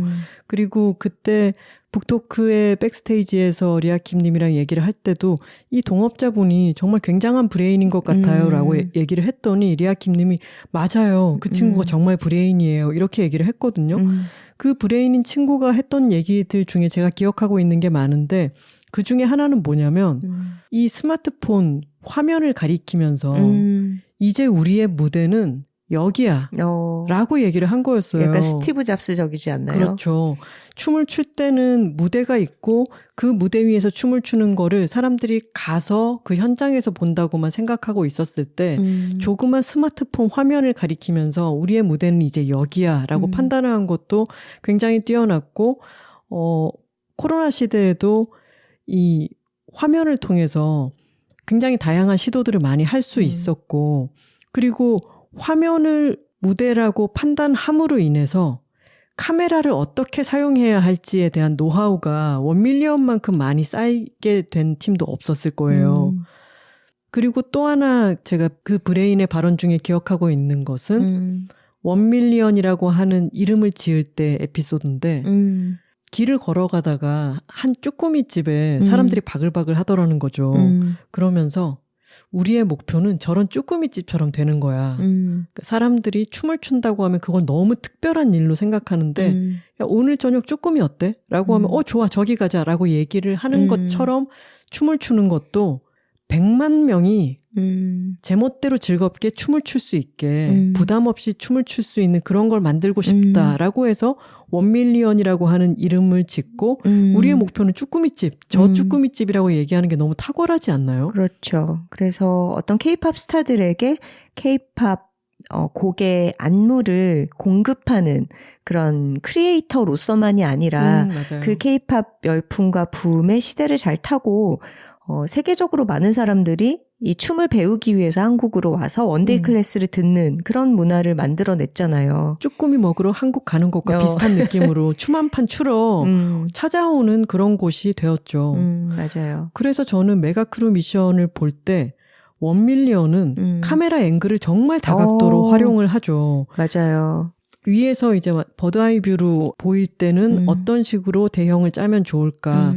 그리고 이 구도가 하나의 사선으로 높이를 획득해서 올라갈 때 또 카메라는 어떤 식으로 움직이면 좋을까 같은 것을 너무 자유자재로 잘 활용하고 결국 우리 시청자들이 접하게 되는 것은 화면이잖아요.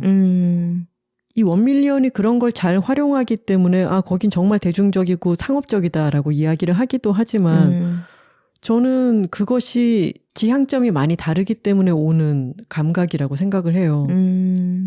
그리고 그 화면을 이해하고 있음에서 비롯되는 게 의상이나 헤어 메이크업을 정말 잘 활용하죠. 진짜 맞아요. 메가크루 미션에서도 몸의 앞쪽과 뒤쪽에 어떻게 했더라? 그게 반반씩 까만색, 흰색을 앞쪽은 흰색이고 목에서부터 손목까지 까만색 테이프를 붙여가지고 장갑 아니었나요? 장갑처럼 보이게 테이프를 까만색 테이프를 팔끝까지 이렇게 붙여서 그게 아주 가느다란 검정 선으로 보이게 했죠. 그래서 몸을 숙였을 때와 팔을 이렇게 위를 향했을 때 그 반전이 흑백의 반전이 일어나게끔 했던 그런 아이디어라거나 아니면 입술에다가 반짝이 같은 걸 붙인다거나. 맞아요. 그때는 칠리 안무가 이게 맵다라는 걸 표현해야 되는데 일단 안무도 재밌고 아주 눈에 쏙 들어왔잖아요. 그때는 또 챌린지 미션이 있었기 때문에 많은 사람들이 쉽게 따라할 수 있게 하는 것도 중요한 포인트였는데 그걸 참 잘했고 그거를 스테이지에서 보일 때는 그 디테일이 정말 놀라웠죠. 너무 매워서 입술이 부르튼 것처럼 빨간 큐빅을 입술에 다 붙이기도 했고 그리고 우리의 또 애살러 톡토로 여러분들이라면 애살이 무슨 말인지 기억하고 계시겠죠. 어떤 뭔가를 좀 더 잘해보고자 하는 욕심과 의욕. 우리 애살러 하리무가 화사 역할을 맡았었죠. 맞아요. 그걸 하기 위해서 빨간색 부츠를 막 고르는 장면도 있었고 새벽 1시가 넘어서 태닝을 하러 가는 장면도 있었잖아요. 그것 또한 무대의 일부인 거죠. 맞아요. 그리고 화사 안무시안의 경우에는 챌린지 점수가 채점에 반영이 됐었기 때문에 더 많은 사람들이 이 춤을 따라 할 수 있어야 한다라고 하면서 사실 동작을 쉽게 만들어야겠구나라는 거는 춤맹인 저희도 짐작할 수 있는 부분이잖아요. 저는 근데, 춤맨까지는 아니에요. 저 희라고 하지 마세요. 네, 죄송합니다. 네, 하나 씨의 춤 기대하겠습니다. 동작을 쉽게 만드는 데서 그치는 게 아니라 챌린지에 많은 사람들이 도전하게 하기 위해서는 바닥에 무릎을 대거나 바닥을 쓸거나 하는 그런 식으로 바닥을 활용하는 동작을 해서는 참여가 떨어진다라는 얘기를 하면서 그런 것들도 반영을 하죠. 그게 정말 경험에서 온 짬에서 온 바이브 아닌가 싶습니다. 맞아요. 커스틴이 맨 처음에 약자지목 배틀을 할 때 내가 이길 수 있는 상대가 아니라 정말 만만찮겠다 싶은 상대를 지목하면서 뭐라고 했었죠? 나는 그런 긴장이 필요하다라고 했어요. 근데 커스틴뿐만이 아니라 여러 팀들이 배틀에서 상대를 지목할 때 내지는 어떤 팀과 내가 맞붙을 것인가를 정할 때 항상 이 팀이 약하니까 이 팀을 선택하면 나에게 유리하겠지를 고려하는 것보다 물론 그게 승부를 위해서 전략으로서는 유효할 수 있겠지만 항상 할 거면 생크루랑 하는 게 멋있지 않느냐 이런 생각으로 상대를 결정하는 사람들이 늘 멋지더라고요. 그게 스우파 시즌 1의 명장 허니제이가 했던 수장은 수장끼리 붙어야죠 라고 하는 말과도 통하고 사이렌에서 정민선 소방관이 얘기했던 센 놈이랑 붙자 그게 멋있지. 그랬죠. 다 통하는 것 같아요. 슬램덩크에서 정우성이 신사에 가서 기도를 하잖아요. 나에게 필요한 경험이 있다면 그걸 주십시오라고 했던가요? 맞아요. 근데 그게 그 필요한 경험이라는 게 반드시 승리는 아닌 거죠. 맞아요. 너무나 이기고 싶고 이길 수 있을 것도 같았지만 최선을 다했으나 패배했을 때 그 사람은 얼마나 크게 성장하게 될까요? 커스틴이 내가 이길 수 있는 상대가 아니라 나에게 긴장을 줄 수 있는 상대를 지목하는 것처럼 이 스우파 안에서도 너무 긴장되는 배틀도 이어지고 여러 미션을 하고 안타깝게 떨어지는 일찍 탈락한 팀들도 있지만 그런 경험을 두려워하지 않고 어떻게든 이기려고 도전을 하는 사람들이 가장 크게 많이 얻어가게 될 것 같아요. 그것은 우승 상금인 5천만 원보다 훨씬 더 값진 거죠. 맞아요. 뭔가를 얻어간다라는 말이 정말 맞는 것 같고 그러니까 이 프로그램을 보면서 계속해서 미션이 있고 계속해서 뭔가를 해내야 되는 압박과 스트레스가 있기 때문에 사실은 아주 사소한 패배 내지는 아주 작은 실패들이 반복된단 말이에요. 근데 그거를 각자가 어떤 식으로 대응하고 처리하는가를 보면서 배우는 부분이 아주 큽니다. 예를 들면 루키 계급에서 레이드 바운스의 카프리가 메인 댄서 자리를 빼앗겼단 말이에요. 츠바키의 레나에게 뺏겼는데 그럼에도 불구하고 춤을 굉장히 열심히 췄어요. 맞아요. 그리고 표정이 아주 좋았어요. 정말 되게 생기 넘치는 표정으로 너무 즐겁게 그 안무를 소화를 했기 때문에 저지들이 다들 카프리를 주목해서 받고 좋은 점수를 줬단 말이에요. 그러니까 자기가 메인 댄서를 뺏겼다는데 거기에 머물러 있지만은 않는 거죠. 그리고 잼 리퍼블릭의 커스틴도 처음 약자지목 배틀을 하고 나서 1등이 아니었어요. 그 팀이 4등을 했거든요. 근데 이제 그때 어떤 말을 하냐면 내가 배틀을 하는 게 9살 땐가 11살 땐가 이후 처음이다. 이 결과가 자랑스럽다라고 얘기를 해요. 그런 게 사실 우리의 명장이야. 어떤 고정관념을 깨주는 거죠. 1등만 자랑스러운 게 아니에요. 나는 4등을 했지만 내가 10살 무렵에 이후로 처음 배틀을 한 거 자체가 나에게 긴장을 줬고 이게 나에게는 필요한 경험이었다라는 시각으로 볼 수 있다라는 거. 그래야지 또 다음 거를 해나갈 수가 있잖아요. 그런 순간들이 참 수우파에는 많습니다. 울플러가 저희가 둘 다 너무 좋아했던 팀인데 끝까지 갈 수는 없게 되었잖아요. 근데 이 팀에는 굉장히 힙합이라는 색깔이 아주 뚜렷하죠. 이 8팀의 출연 크루들 중에서 가장 스트릿 댄스를 하는 팀이고, 근데 울플러의 초콜님이 그런 얘기를 해요. 마지막에 처음에 수우파에 출연할 때는 경쟁이라고 생각했는데 이 과정을 지나오면서 보니까 그러니까 다른 팀과의 경쟁이 아니라 우리 자신과의 싸움이더라. 왜냐하면 힙합을 잘하는 울플러에게 코레오그래피 미션 같은 것들, 안 하던 스타일의 케이팝 댄스 이런 것들을 쳐야 하는 상황들이 계속 발생을 하잖아요. 근데 결국은 다른 팀과의 경쟁이 아니라 우리 자신과의 경쟁, 우리 자신의 도전을 하면서 많이 성장할 수 있었다. 근데 사실 그 시각으로 봤을 때는 탈락을 했다고 해서 결코 실패가 아닌 거죠. 그리고 울플러의 배틀들은 모두 아름답습니다. 소품 사용도 정말 창의적이고 우산. 특히나 방금 얘기했던 초콜의 경우에는 그 링에서 했던 배틀에서 초콜의 춤선이 너무너무 아름다워서 정말 멋있죠. 맞아요. 저 영상을 막 찾아보고 그랬는데 울플러도 이번 경험을 통해서 어떤 섹시 댄스라든가 뭐 트월킹 같은 거를 해야 되는 상황에서 굉장히 어떤 팀원이 강하게 반발하곤 하는데 저는 그런 경험을 해본 것도 결국은 울플러의 창의성의 또 다른 자산이 될 거라고 믿어요. 그럼요. 그리고 탈락한 크루들 중에 사실은 제일 처음 탈락한 크루가 너무 예상 밖이었죠. 츠바키리. 일본 팀인 츠바키리 굉장히 강자였는데 제일 처음으로 탈락을 하게 돼서 이변이었죠. 근데 그 편을 보면은 여러 가지 운대가 잘 맞지 않아서 츠바키리 떨어진 것이 대단히 억울할 일은 아니구나라는 생각은 들어요. 이번에는 츠바키리 떨어질 수밖에 없었네라는 납득은 되었는데 그래도 굉장히 안타까웠죠. 그렇죠. 츠바키리 멤버들 한 명 한 명이 굉장히 테크닉이 뛰어난 팀이었고 저는 그 팀의 춤을 더 보고 싶었거든요. 맞아요.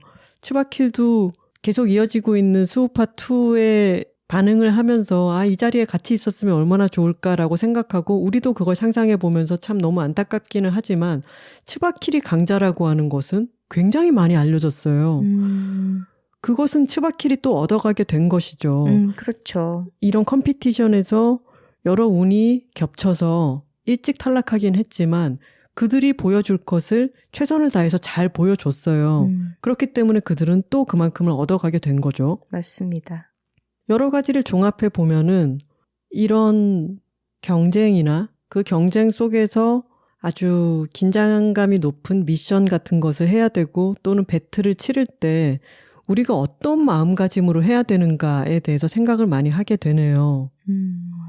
팀워크로 함께 일을 할 때는 이끌거나 따르거나 아니면 비키거나 하고 그리고 리더는 결정하고 책임지는 사람이고 팀원들에게 안정감을 주기도 하고 팀원들의 여러 사이를 조율하면서 때로는 기세를 끌어올리기도 하고 그런 거를 해야 되는 자리이다. 하지만 일방적으로 리더에게서 팀원들한테만 그런 에너지가 가는 것은 절대 아니죠. 그렇죠. 아까 얘기한 것처럼 원빌리언에서 리아킴이 힘들어할 때 리아 언니가 잠시 넘어져 있어도 우리가 우뚝 서 있자. 팀원들이 이런 얘기를 하고. 원밀리언 약간 슬램덩크로 치면 산왕 같지 않나요? 산왕. 북산은 어디야, 북산? 북산 울플러죠. 북산 너무 다 쏟아버리고 이제 파이널에 못 간다는 면에서 울플러인가? 그리고 창의적인 새로운 경기들을 보여주곤 했으니까. 해남은 어디지? 죄송해요.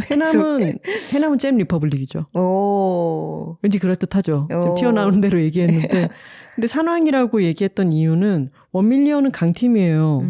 근데 모두가 다 너무 열심히 하죠. 슬램덩크에서 산왕도 정말 강팀인데 강팀이면서도 끝없이 노력하는 팀으로 나오잖아요. 그래서 북산고에 비디오를 입수해가지고 그 전날 보면서 전략을 짜고 그러잖아요. 그런 강팀이면서도 각자의 자리에서 노력하는 그런 강팀이죠. 그리고 또 가장 크게는 이런 기회가 왔을 때 그것에 충실하게 임하는 것은 자신의 경험치를 더 높인다는 것 그리고 그것은 승패에 연연하지 않는 것과는 다르죠. 승패에 충실하게 임하고 내가 이길 수 있도록 아무리 상대가 강팀이라 하더라도 최선의 노력을 다했을 때는 그 경험치는 자신에게로 돌아옵니다. 맞습니다. 그리고 이 경연 안에서는 패배했다 할지라도 경연을 거치면서 자신이 성장하고 팀이 성장했다면 그건 더 큰 성과라고 볼 수 있겠죠. 오늘은 화요일입니다. 여들톡 잘 들으시고 오늘 방송될 스우파 시즌2의 마지막 에피소드 생방송으로 진행되겠죠? 마지막 에피소드도 잘 즐기시기 바랍니다. 저희도 또 어떤 명장면, 어떤 명대사가 탄생할지 기대하면서 지켜보도록 하겠습니다. 댓글 소개 시간입니다.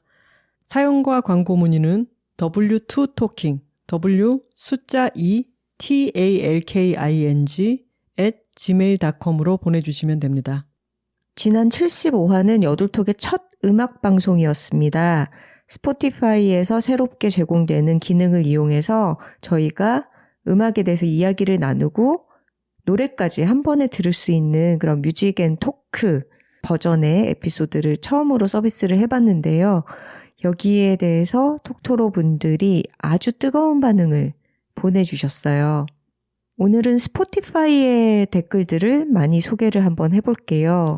저희도 첫 음악 방송이라서 올리기 전에 알지 못했는데 스포티파이에 들어가셔서도 그냥 버전이 있고 뮤직 앤 토크 버전이 있는데 뮤직 앤 토크 버전을 선택하셔야 저희의 이야기와 음악이 한꺼번에 들어가 있는 게 되더라고요. 그렇습니다. 노래가 들어간 버전은 스포티파이 안에서만 들으실 수 있기 때문에 뮤직 앤 토크 버전을 선택하셔야 하고요. 그렇지 않은 버전은 애플 아이튠스 팟캐스트라든가 구글 팟캐스트 같은 다른 서비스에 제공이 되는 버전이라고 생각을 하시면 될 것 같습니다.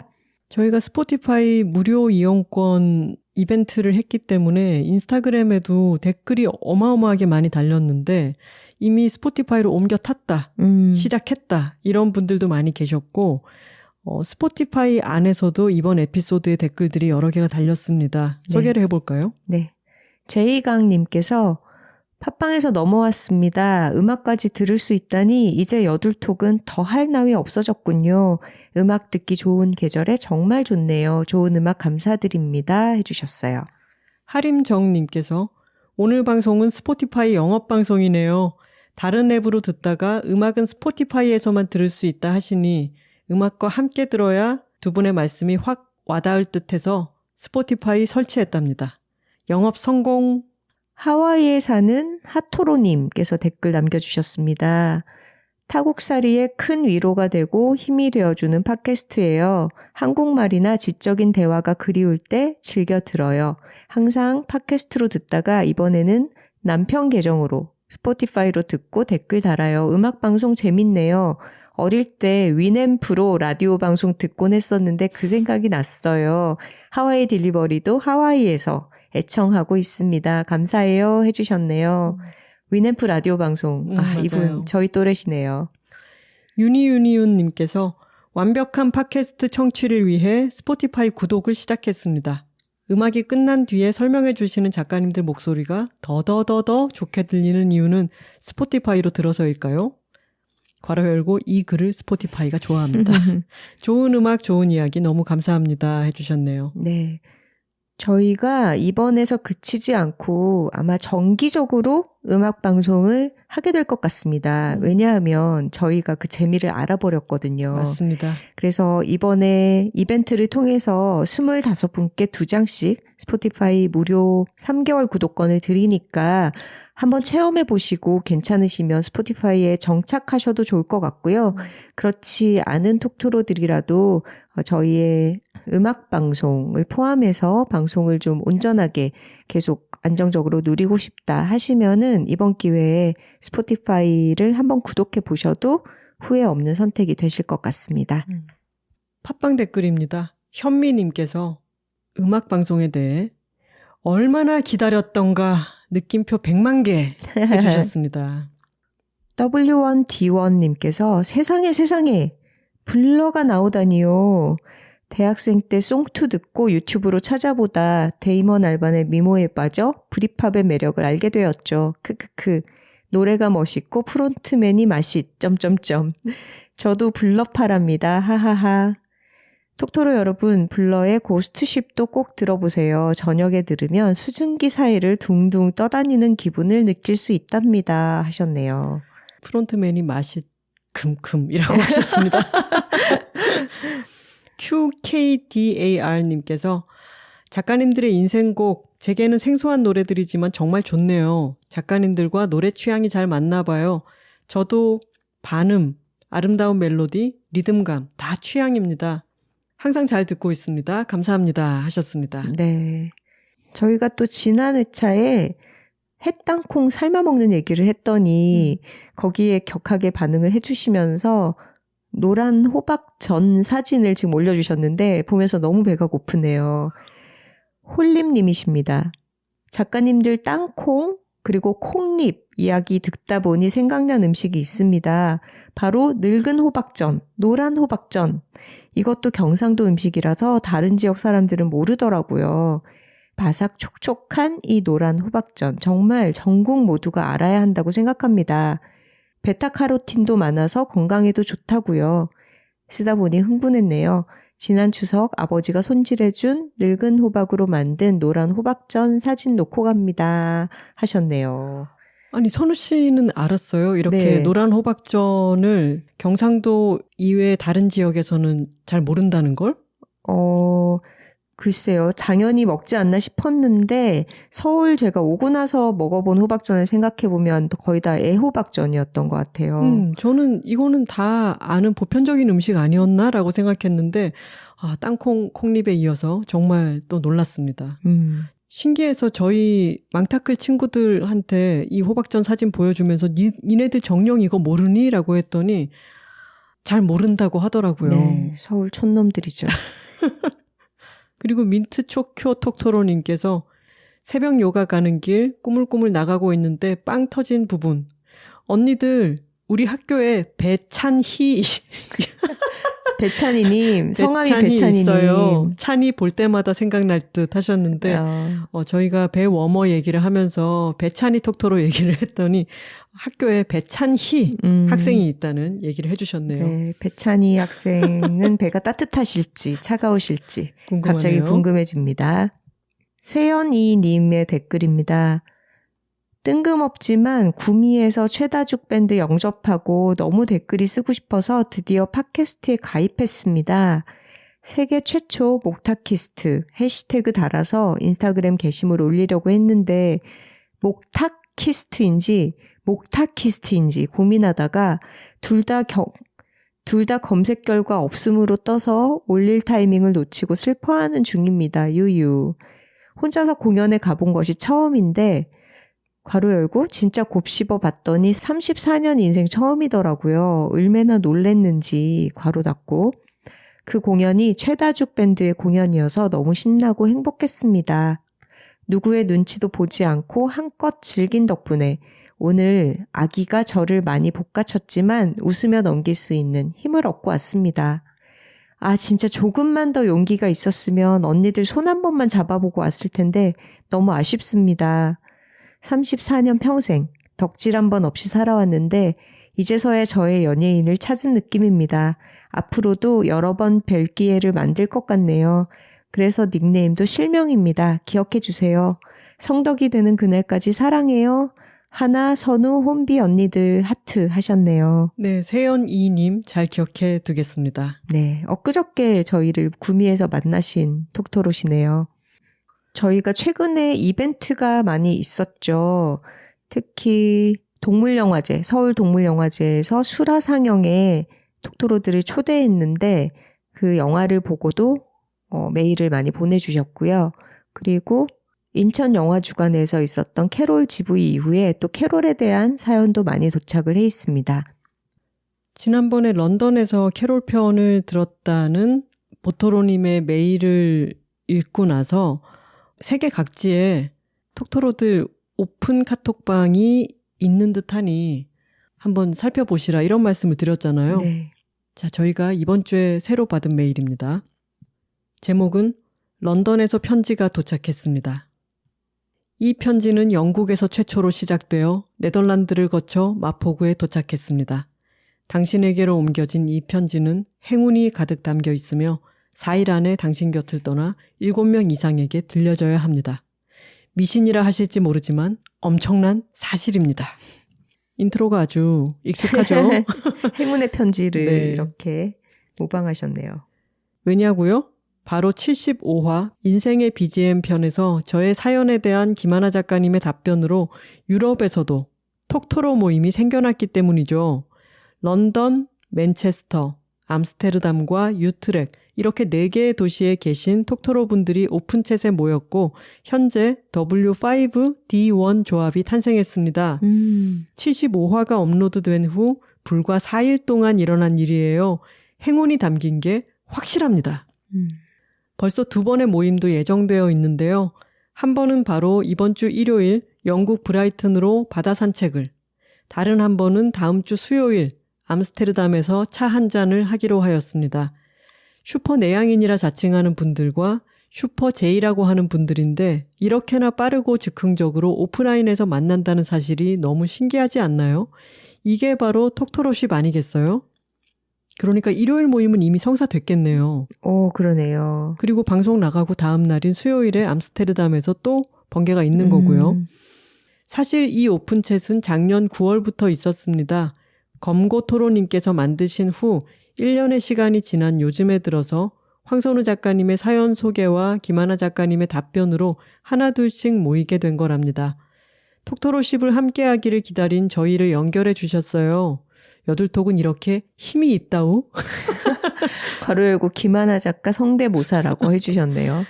홀로 1년을 기다리며 다들까 고민도 하셨던 방장 검고토로님 덕분에 저희는 오픈챗에서 여둘톡 후기와 타지의 삶을 하소연하며 편안하게 얘기 나누고 있습니다. 그동안은 배찬이들을 위한 배워머 후기, 점심 메뉴 공유, 햇땅콩 이야기, 스무고개 등 다양한 이야기를 나누고 있고 앞으로의 행보가 더더욱 기대되는 모임이 됐고요.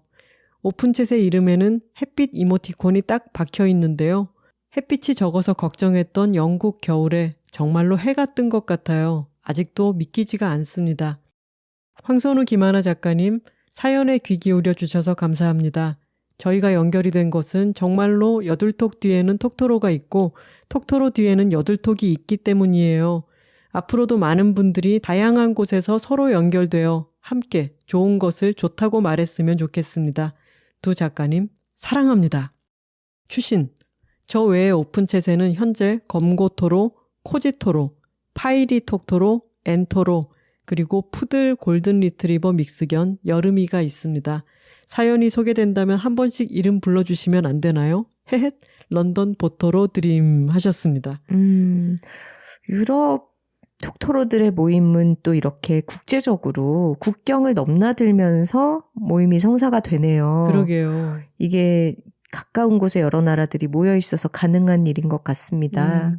방을 미리 열어두신 검고토로님, 사람이 들어오지 않지만 1년 동안 유지하신 것 감사드리고요. 네. 그리고 보토로님의 흥분 상태가 이 메일에서 여실히 전달이 되지 않습니까? 그러게요. 좋은 분들 만나셨으면 좋겠습니다. 네. 호토로님께서 오랜만에 메일을 주셨습니다. 김하나 황선우 작가님들께 안녕하세요. 호토로입니다. 그동안 학교 다니느라 바빴어요. 네, 새를 좋아하시는 초등학생 톡토로님이시죠? 네, 자연 관찰을 열심히 하시는 호토로님입니다. 안녕하세요. 호토로입니다. 그동안 학교 다니느라 바빴어요. 오늘도 할 게 많은데 메일 쓰고 나서 받아쓰기 공부하려고요. 저 이다 작가님께 택배 받았어요. 오. 물가치 깃털 4개에다가 깃털을 수집할 때 좋은 파일까지 선물로 보내주셨어요. 엽서도 있었는데 그림에 오리 삼형제가 있는 것이 이다 작가님 그림이 딱 맞더라고요. 주소 물어봐 주신 작가님들께 감사드립니다. 그리고 이다 작가님 저에게 까치 깃털을 보내주시고 60 다이어리 바인더와 60 전용 리필 속지까지 주셔서 감사합니다. 60은 구멍이 6개 뚫린 다이어리 형태를 말하는 거죠. 네네. 저희에게 사진도 첨부해서 보내주셨는데 이다 작가님이 깃털을 호토로님께 전달을 하면서 이제 깃털 수집에 용이한 앞으로 깃털을 정리하기 좋은 그런 바인더도 선물을 해주시고 이건 어디서 앞으로 사서 계속 채집을 이어나갈 수 있는지 도움을 주셨더라고요. 이다 작가님께서 호토로님께 제가 까치 깃털을 여러 가지를 보내줄 수 있는데 연결이 가능하겠느냐라고 물어봐 주셔서 말씀을 드렸더니 너무 친절하게 이렇게 호토로님께 보내주신 거죠. 네네. 저희가 중간에서 주소를 전달하는 그런 연결의 역할을 했습니다. 친구들에게 까치털이 검정만 있는 게 아니라는 걸 증명할 수 있게 됐어요. 많이 모아서 친구들에게 자랑할게요. 그리고 저도 저의 소중한 것을 선물로 드리고 싶습니다. 오랜만에 새 이야기를 할게요. 저는 원래 공룡 박사였는데 지금은 새와 자연에 관심이 있어요. 이번에 소개할 새는 송골매입니다.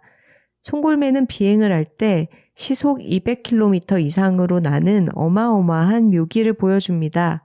수평으로 날 때는 안 빨라요. 송골매는 먹이를 잡을 때 하강 기술을 씁니다. 하강은 공중에서 먹이에게 부딪혀요. 그리고 기절하고 떨어지는 먹이에게로 돌아와 낚아챕니다. 이런 송골매는 다른 새들과 달리 직업을 갖고 있어요. 공항에서 일해요. 훈련받은 송골매들이 비행기와 충돌하는 새들을 쫓아내는 일을 한대요. 송골매가 열심히 일해서 다치는 새들이 없었으면 좋겠고 수라갯벌이 공항으로 바뀌지 않았으면 좋겠어요. 송골매가 더 많이 고생 안 해도 되니까요. 비행 라인의 새를 쫓아내기에는 송골매의 효과가 가장 좋아서 로봇 송골매가 개발되었다는 기사도 있습니다. 이다 작가님 듣고 계신다면 언제 공항에 가서 송골매 깃털을 주워보세요. 저도 가볼 건데 우연히 만나면 좋을 것 같아요. 그럼 저는 이만 받아쓰기 공부를 해야 해서 저 2학기에 계속 100점 맞고 있는데 끝까지 100점 맞고 싶어요. 응원해주세요. 1학기 때는 마침표를 안 찍거나 받침을 안 써서 한 개씩 꼭 틀렸거든요. 2학기 때는 목적이 생겨서 열심히 공부했더니 100점을 맞아요. 1학기 때 100점이 목적이었을 때는 100점을 못 맞았는데 간절한 목적이 생기니까 100점을 맞아서 기분이 상쾌해요. 100점을 맞고 친구랑 행복센터에 가서 게임을 하는 게 목적이에요. 100점을 못 맞아도 엄마가 보내주시지만 100점을 맞고 갈 때랑은 기분이 달라요. 날씨가 추워서 동생 양토로가 계속 감기에 걸렸어요. 작가님들도 톡토로님들도 아프지 않고 겨울을 맞이하셨으면 좋겠어요. 졸려서 오늘 공부는 못하겠네요. 안녕히 주무세요. 하셨습니다. 야, 정말 이 메일에 너무 많은 것이 들어 있습니다. 네. 이다 작가님이 보내주신 까치 깃털과 이 바인더의 사진도 있고, 송골매에 대한 여러 정보 같은 것들도 있고, 그리고 받아쓰기 공부를 행복센터에 가서 게임을 하는 게 목적인 듯 하지만 사실은 100점을 못 맞아도 엄마가 보내주시기 때문에 그 뿌듯한 기분이 목적이다 라고 말씀하신 후 이 메일을 쓰느라고 받아쓰기 공부는 안 하고 잔다 라는 것까지 너무 깨알 같네요. 이다 작가님의 선물, 깃털 사진들과 함께 호토로님 본인의 그림도 스캔을 받아서 이렇게 같이 첨부를 해주셨어요. 까마귀, 참새, 독수리, 대머리 독수리, 비둘기, 송골매 이런 다양한 새들을 그린 그림인데요. 저희에게도 이 그림을 감상할 수 있게 보내주셔서 정말 감사합니다. 글도 너무 잘 쓰지 않나요? 그러니까요. 송골매는 직업이 있어요. 이런 표현. 네, 새박사 호토로님 앞으로도 계속 새에 대해서 탐구하는 여러 가지 지식들을 저희와 공유해 주시기 바랍니다. 감사합니다. 그리고 저희가 이번에 구미 북토크를 가서 다음날 해장 겸 점심 식사를 신사랑방이라고 하는 식당에 가서 북어 물찜을 먹었는데 이것은 선산 물대새 톡토로님께서 구미시 선산읍에 살고 계신데 저희에게 콘서트는 못 오지만 구미 맛집 리스트라도 보내드리겠다라고 이미 9월 말에 보내주신 리스트가 있었어요. 맞아요. 고맙게도 저희가 그것을 참고해서 동선에 있는 식당으로 가서 너무 맛있게 잘 먹었습니다. 네, 저희가 밤에 북토크가 끝나고 1박하고 또 다음날 낮에 돌아와야 하는 일정이어서 구미에서는 식사를 딱 한 끼 했거든요. 굉장히 고심해서 골랐는데 다양하게 추천을 해주신 덕분에 아주 맛있는 식사할 수 있었습니다. 서울동물영화제에 다녀오신 톡토로 분들이 후기를 많이 남겨주셨는데요. 그 중에 하나를 소개해 볼게요. 참나무숲 동물들을 보셨네요. 저희가 언급했던 영화 감상평을 남겨주셨습니다. 작가님들 소개해 주신 동물영화제에 참가했답니다. 너무 재미있게 본 영화 감상평 남겨요. 주연인가? 청설모? 쥐. 조연인가? 멧돼지? 노루. 신스틸러, 너트 바구미, 그리고 이름을 모르는 2마리 새.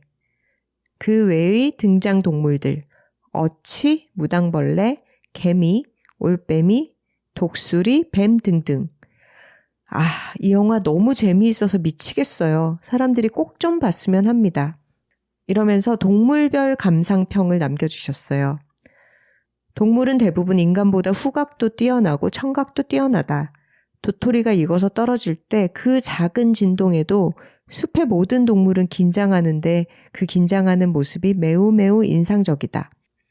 쥐, 210년 된 나무에 뿌리가 있는 지하에 살고 있음. 가장 많은 장면에 등장하고 항상 정신없이 바쁜데 바쁜 모습도 엄청 귀여움. 올빼미로부터 용케 살아남는다. 죽는 줄 알고 애간장 태웠음. 청설모, 엄청나게 설치는데 도토리를 제대로 오물오물 먹는 모습은 한 번 본 듯함. 익지 않은 도토리를 구분하는 것이 신기했음. 등장할 때마다 귀여워서 행복한 애간장을 녹임. 멧돼지, 사람으로 치면 눈치 없는 이웃. 고요한 밤에도 등 가려우면 친구들 자든 말든 나무에 등을 대고 북북 문지르고 쥐가 도토리 하나 집으로 겨우 옮겨가는데 멧돼지는 대량으로 도토리 주워 먹고 너 진짜 눈치 꽝. 그러나 본인은 자신이 어떤지 모르고 본능에 충실하게 잘 살아간다. 나 왜 멧돼지에 감정이입되죠? 너트 바구미. 진한 배드신을 보여주시고 사랑의 결과로 나온 알을 도토리 나무에 잘 넣어두고 죽는다. 애잔했다. 태어난 바구미 새끼의 부모는 죽고 애벌레에서 성충으로 변화하는 과정에서 쥐가 사는 지하로 떨어져 미이라처럼 하고 있는 것이 귀엽다. 암튼 완전한 너트 바구미로 성장하는 대견한 모습을 보여준다. 멧돼지 발 아래에서도 어찌저찌 살아남았고 여기서도 살아남을 놈은 어째도 산다는 것을 보여준다. 개미. 숲에서 무슨 일이 생기면 단체로 긴장하고 발 아래 밟히고 드러나지 않게 피해를 입는 동물. 진짜 짠했다. 새. 항상 고개를 갸웃거리며 숲에서 가장 호기심 많은 동물처럼 보인다. 영화 뒷부분에서 매와 벌이는 추격전은 세상 어느 영화의 추격전보다 긴박했고 너무 멋진 장면이었다. 이 영화를 다시 보고 싶은 이유 중 하나이기도 하다. 어린 새끼가 있는 둥지를 뱀이 위협할 때 나뭇가지를 부러뜨리는 지혜로움으로 가족을 지켜낸다. 용감한 새이다. 올빼미, 노루. 행동하기 전 심사숙고하는 시간이 길다. 간 보는데 선수들이다. 그 외의 동물들과 곤충들. 비바람 칠 때 날려갈 것 같았는데 본인의 능력 안에서 살아남는 모습들이 애처로우면서도 대견하다. 이 영화를 보는 내내 모든 장면에서 드는 생각. 아니 저걸 어떻게 찍었지? 감독님, 메이킹 필름은 없나요? 이런 영화를 만들어주신 감독님도 고맙고 또 볼 수 있게 해주신 서울동물영화제도 고맙습니다. 이 영화 모르고 안 봤으면 어쩔 뻔했어 하는 영화입니다.